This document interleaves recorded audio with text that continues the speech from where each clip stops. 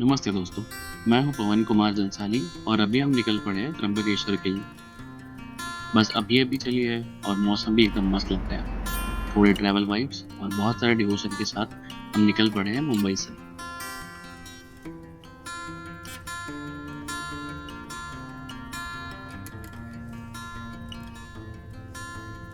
बीच में बस ने एक बहुत इंपॉर्टेंट ब्रेक लिया जहाँ लोग चाय पी रहे हैं और मैं ये सोच रहा हूँ कि चलो भाई एक कटिंग तो बनती है।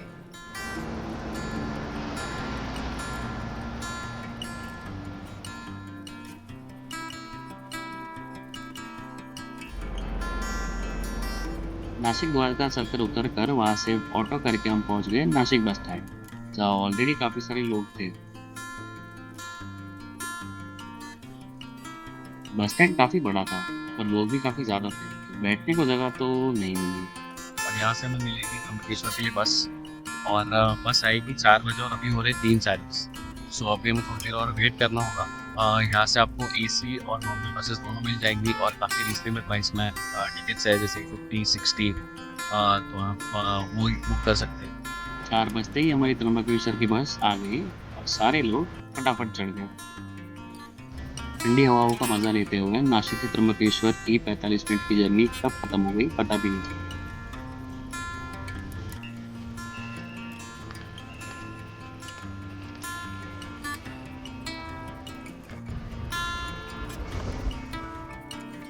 अभी हम एक होटल ढूंढेंगे, थोड़ा फ्रेश अप हो गए एंड फिर हम निकलेंगे अराउंड 6:37 के आसपास मंदिर जाने के लिए। ठीक है, सो सी यू देयर। एटमॉस्फेयर वैसे जनरल काफ़ी ठंडा और अच्छा है, मतलब गर्मी तो बिल्कुल नहीं हो रही है। बहुत ज़्यादा ठंड भी नहीं है, but it's very pleasant, it's good enough for a good walk and you can shoot a lot of things. अभी तो सनराइज हुआ नहीं है बिकॉज ऑफ द क्लाइमेट, थोड़ा क्लाउडी है, बट आई होप बारिश ना हो, बट अदरवाइज इट्स गुड। सो सुबह सुबह हमने लिया है इडली सांभर का दाल, थोड़ा हेल्दी और थोड़ा डिसेंट नाश्ता करने के लिए। और ये है मंदिर का रोड, यहाँ से सीधा हम जाएंगे तो आगे आता है हमारा मंदिर। तो पहले नाश्ता करेंगे और फिर मंदिर जाएंगे। 18वीं सदी में पेशवा बालाजी बाजीराव द्वारा निर्मित ये अद्भुत मंदिर भारत के 12 ज्योतिर्लिंगों में से एक है, जो नासिक के पास स्थित है।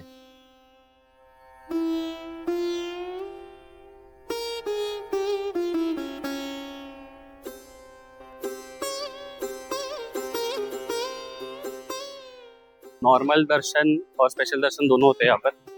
नॉर्मल दर्शन के लिए प्रॉब्लम ये है कि it will take around 4 hours, is what they are saying. तो हम एक स्पेशल टिकट लेंगे जो यूजुअली सब लेते हैं 200 रुपये की, एंड उससे थोड़ा क्विक दर्शन हो जाएगा। ठीक है, सो मंदिर एक्चुअली उस तरफ है, बट टिकट हमें लेने जाना है इस तरफ।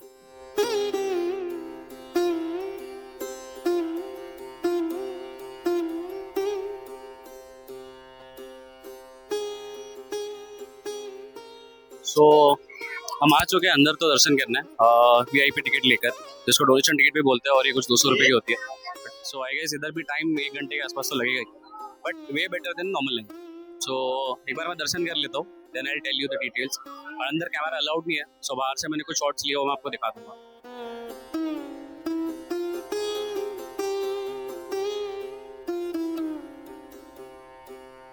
इस शिवलिंग की विशेषता ये है कि ये 3 मुख वाला शिवलिंग है, जिसे ब्रह्मा, विष्णु और महेश का प्रतीक माना जाता है।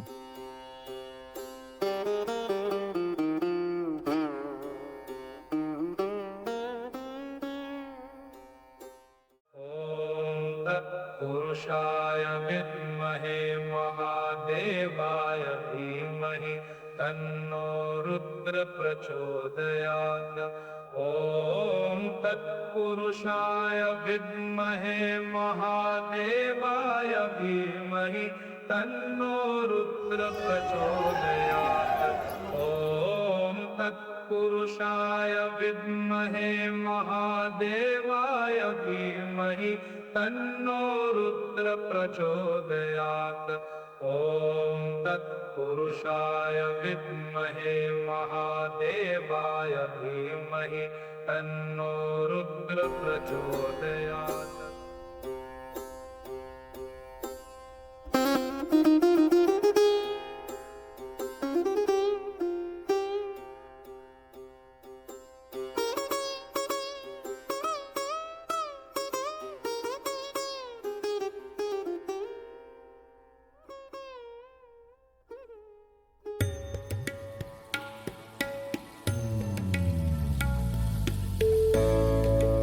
कुशवर्त कुंड त्र्यंबकेश्वर मंदिर के बिल्कुल पास स्थित है।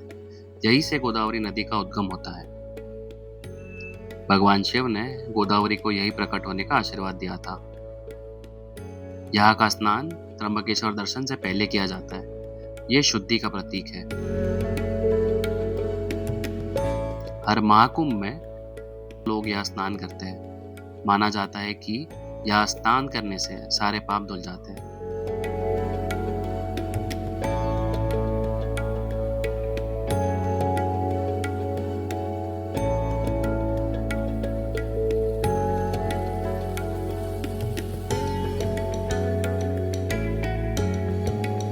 कुंड के पास से गुजरते ही मेरी नजर पड़ती है इन पुराने स्टोन पिलर्स पर, जिन पर हर कार्विंग एक कहानी कहती है।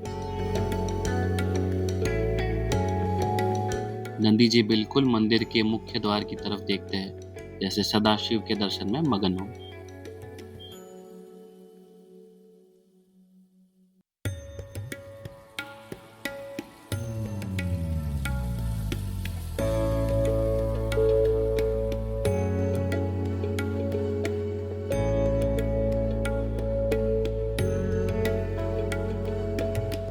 दीवारों पर बनी इन सुंदर मूर्तियों को देखकर लगता है जैसे इनमें अभी प्राण आ जाएंगे। ये पूरा मंदिर सिर्फ स्थापत्य नहीं बल्कि एक जीवित इतिहास है।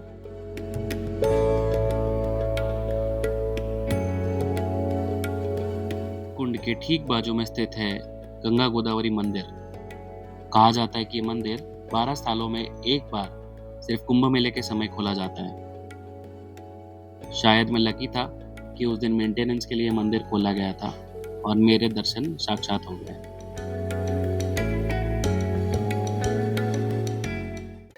हे गाइस, अभी हम ब्रह्मगिरी पर्वत चकला चढ़ रहे हैं और वैसे तो पक्का रास्ता है बट अराउंड 700 सीढ़ियाँ है और सारी पत्थर की है। और पत्थर की सीढ़ियाँ मतलब एकदम फ्लैट नहीं होती, they not too proper but बेरेबल।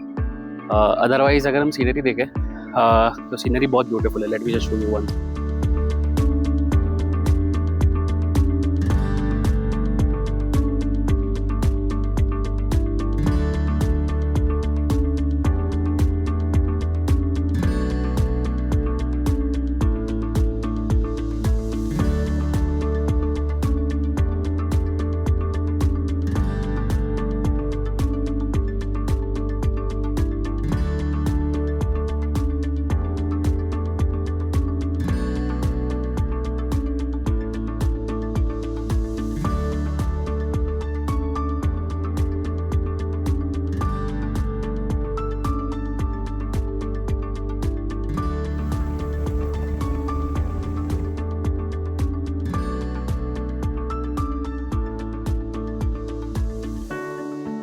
ऊपर पहुंचने के बाद थोड़ा रेस्ट लेकर हम चलने लगे यहाँ का सबसे बेस्ट व्यू देखने।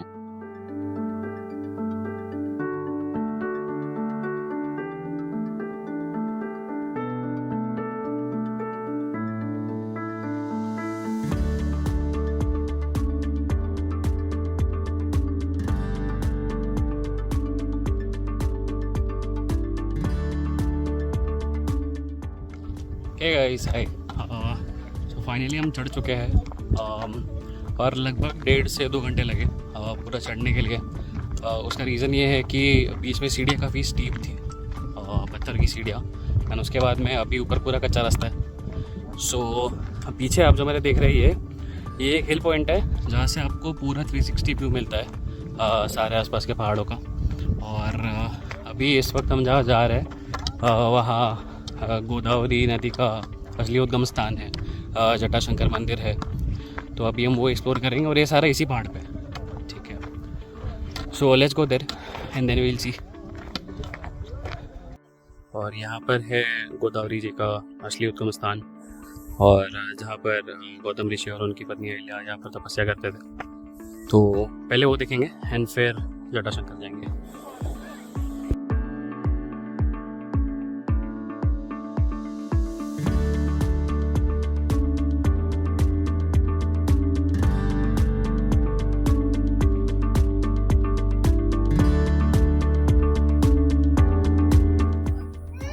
तो ये ऋषि और उनकी पत्नी की मूर्तियाँ हैं और यहाँ पर बोला जाता है कि गोदावरी नदी का असली उद्गम स्थान है और इसमें 3 जगहों से पानी आता है।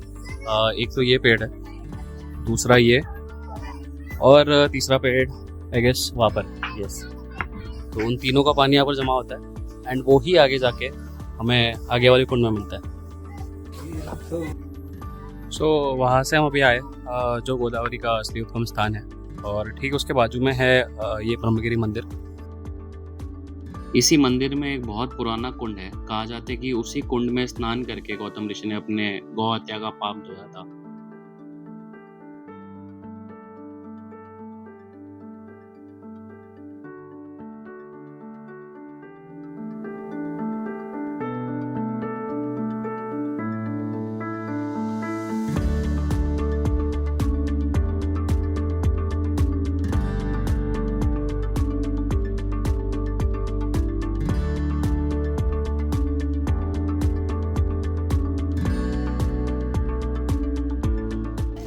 इस गौमुख से 365 दिन गोदावरी का पानी बहते रहता है।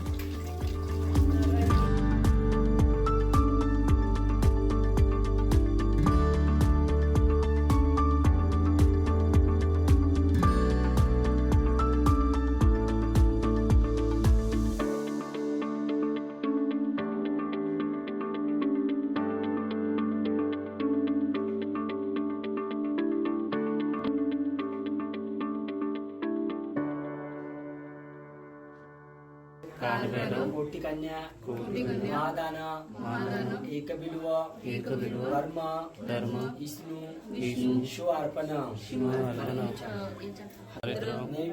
नेम से आगता सुख संपत्ति तव दर्शन अखंडित लक्ष्मी शिवजटा यात्रा सफल प्राप्तस्तु।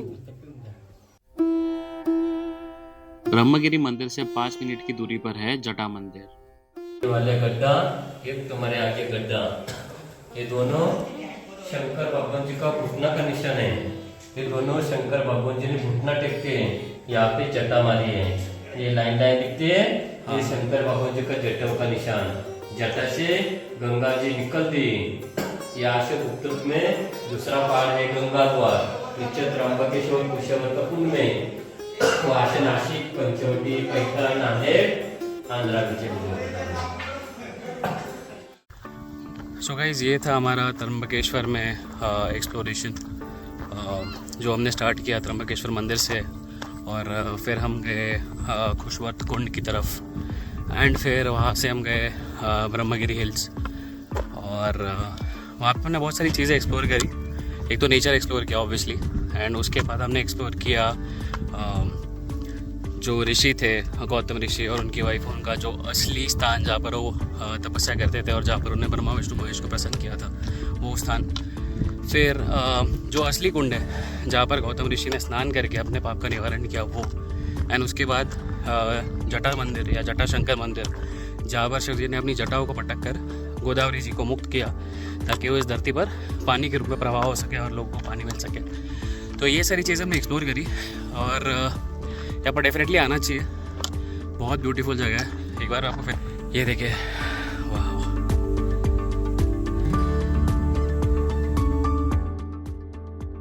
ब्रह्मगिरी हिल से नीचे उतरकर हम पहुंच गए नीलांबिका मंदिर।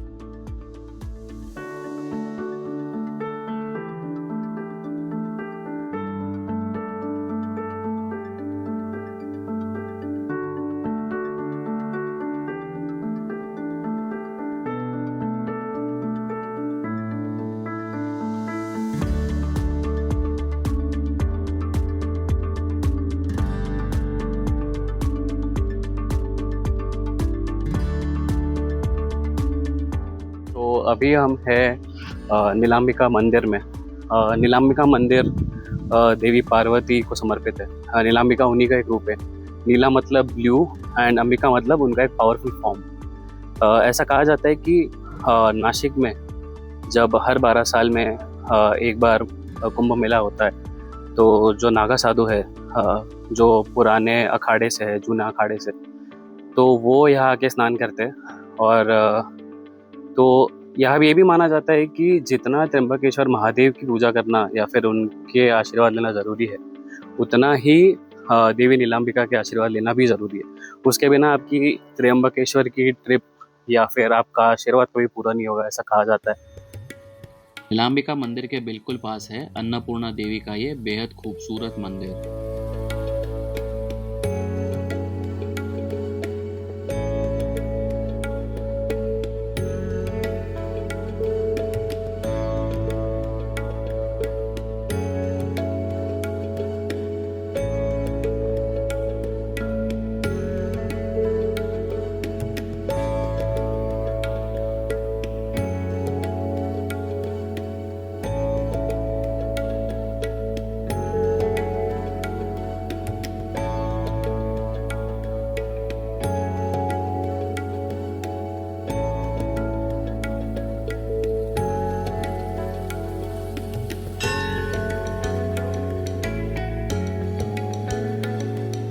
इस खूबसूरत से व्यू को निहारने के बाद में हम निकल पड़े अंजनेरी पर्वत की ओर। हेलो गाइस, जय श्री राम। अभी हम खड़े हैं हनुमान जी की जन्मभूमि के बिल्कुल पास, जिस जगह का नाम है अंजनेरी हिल्स। ये जो पहाड़ आप पीछे देख रहे हैं एग्जैक्टली वो अंजनेरी हिल्स नहीं है, बट उसके पीछे दो पहाड़ और है। मतलब रास्ता यही से है, आपको यहाँ से जाना पड़ता है सीधा। इस पहाड़ को चढ़ के फिर से उतरना है और फिर से एक पहाड़ चढ़ के फिर से उतरना है। तो जो तीसरा पहाड़ है that is nothing but Anjaneri hills. तो अभी टाइम की कमी है, इट टेक्स अराउंड 5 आवर्स, 5-6 घंटे आराम से निकल जाते हैं। तो आपको अगर वहाँ जाना है तो आपको जल्दी सुबह शुरू करना होगा। अभी इवनिंग को नहीं जा सकते आप, क्योंकि 5 घंटे ऑलरेडी लगने वाले हैं। और अभी बज रहे हैं 4, तो रात के 9 हो जाएंगे और फिर आते आते बहुत लेट हो जाएगा। रात को वहाँ जाना आइडियली नहीं चाहिए, बिकॉज है तो पहाड़ी और वहाँ पर बंदर भी है और दूसरे जंगली जानवर भी हो सकते हैं, नॉट श्योर। बट ये है कि यूजुअली लोग सुबह जाना प्रेफर करते हैं। बट उसके अलावा यहाँ पर उसके ठीक पॉइंट पर जहाँ से हम शुरू करते हैं, वहाँ पर ये हनुमान जी का नया मंदिर बनाया गया है।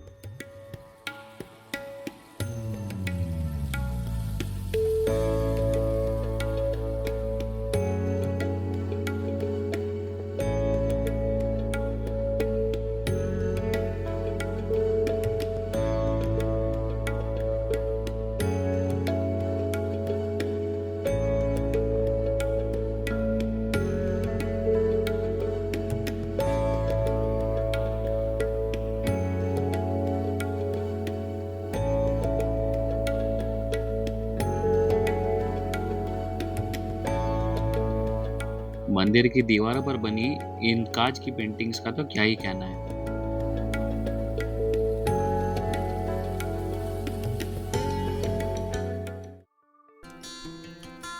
उसके बाद हम पहुंच गए श्री गजानन महाराज आश्रम।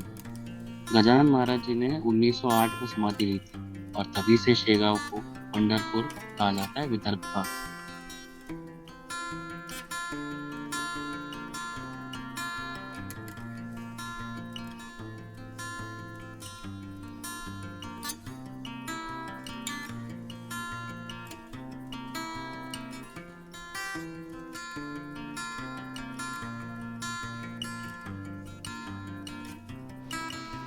आश्रम अपने डिसिप्लिन और क्लीनलीनेस के लिए पूरे महाराष्ट्र में मशहूर है। और सिर्फ इतना ही नहीं, यहाँ पर रहने के लिए रूम्स भी अवेलेबल है जो काफ़ी रीजनेबल प्राइस में है।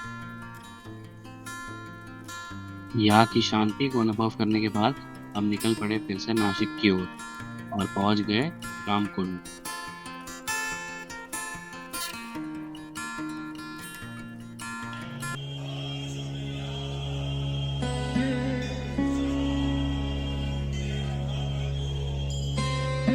रामकुंड नासिक के हार्ट में स्थित है। कहा जाता है कि भगवान श्री राम अपने वनवास के दौरान यहाँ स्नान किया करते थे। इस कुंड से गोदावरी नदी नासिक में अपनी पवित्र धारा शुरू करती है। रामकुंड का निर्माण पेशवा नाना साहेब ने 18वीं सदी में किया था। यह अस्थि विसर्जन करना बहुत पवित्र माना जाता है। लोग मानते हैं कि इससे मोक्ष मिलता है। हर शाम यहाँ होती है गंगा आरती, जहाँ डजन्स में पंडित और लोग आते हैं और आरती करते हैं एक साथ।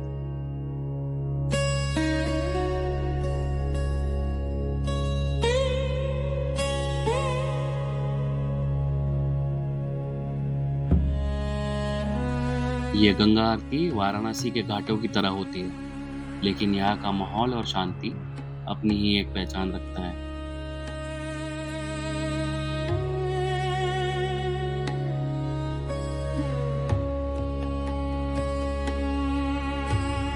वहां से हम निकल पड़े महादेव के एक ऐसे मंदिर के दर्शन करने जहाँ पर महादेव के साथ नंदी नहीं विराजते, श्री कपालेश्वर महादेव मंदिर।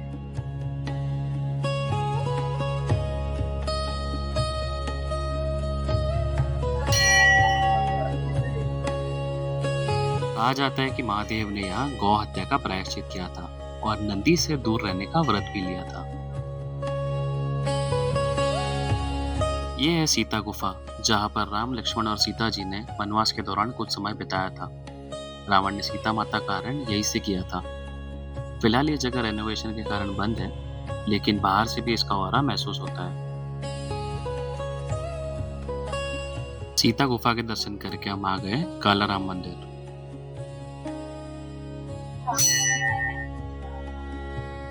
मंदिर का नाम कालाराम पड़ा इन काली मूर्तियों से। कहा जाता है कि ये मूर्तियां स्वयंभू है और यही गोदावरी नदी से मिली है।